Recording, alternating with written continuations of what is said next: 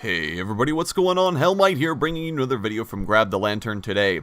Apparently Riot have moved up their patch note day, as the patch notes for patch 7.23 have been posted today, so that means it's time for another patch note rundown. As always, I'll be going through the biggest changes that are going in this week's patch, and talking about what you can be looking forward to in your games over the next couple of weeks. 7.23 is pretty light in changes. In all honesty, there's not an awful lot for me to talk about, so this should be a pretty short video. Now, first up, Zoe is in patch 7.23, so we can all be very excited for her to finally show up on the Rift. She should probably be enabled a couple of days after the patch goes live. And Project Overcharge, the featured game mode, will also be going live with patch 7.23, as well as the project skins. I'm highlighting this because I really love project stuff. That's just me though. Anyways, moving on. First, I did want to mention that Ivern, Nunu, Ornn, and Sona were all hotfixed previously. Those changes are documented in this week's patch, but they are already live. If you want to be refreshed, I will have the patch notes linked down in the description below. Anyways, moving on to the new changes. First up, Gragas is getting a small buff. He is a little bit weaker in the jungle than Riot would have liked to see, so he's getting back a little bit of his innate bonus attack speed in order to help with his early clears, so he should be a little bit stronger in the jungle.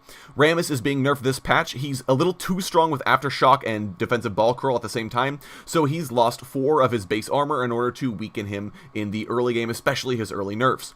Shyvana is being nerfed in this patch as well. She's very strong post Runes Reforged because everyone lost some base MR runes, so she's losing 3 base AD to reduce her attack speed rush builds that have been so very effective.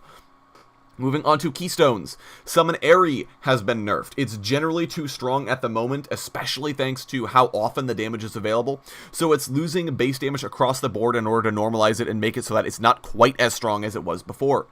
Predator is being buffed. Right now, the long cooldown really hurts players who are learning how to use it, so the cooldown has been reduced at all levels in order to make it a little bit easier and give players more opportunity to learn when to use it and how to use it.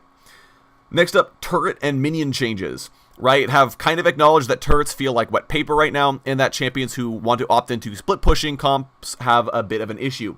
So they are being changed. Turrets have gained 300 health total. Minions now deal 40% reduced damage to turrets from 50% reduced damage to turrets. And after 20 minutes, minions will gain 25 movement speed. The 25 movement speed is tentative. It will not be going live with the patch, but will be enabled a few days later, so we'll see how that shakes up. But split pushing should feel a little bit better, and you should feel stronger under your tower in the early game. Leveling has also been changed a little bit due to player feedback. Players really hated the new system, so Riot are trying to ease people into it. The first win of the day bonus now grants you less XP than normal. It's down to 400 from 575, but it also grants you 50 blue essence. So if you're only 10 or 15 blue essence from your next champion, you can just get your first win of the day and you'll have enough. Next up, leveling difficulty has been normalized post level 50 instead of level 150. That means it'll get harder and harder to level until you hit level 50, and then it will be the same throughout, as opposed to waiting until level 150 before it normalizes.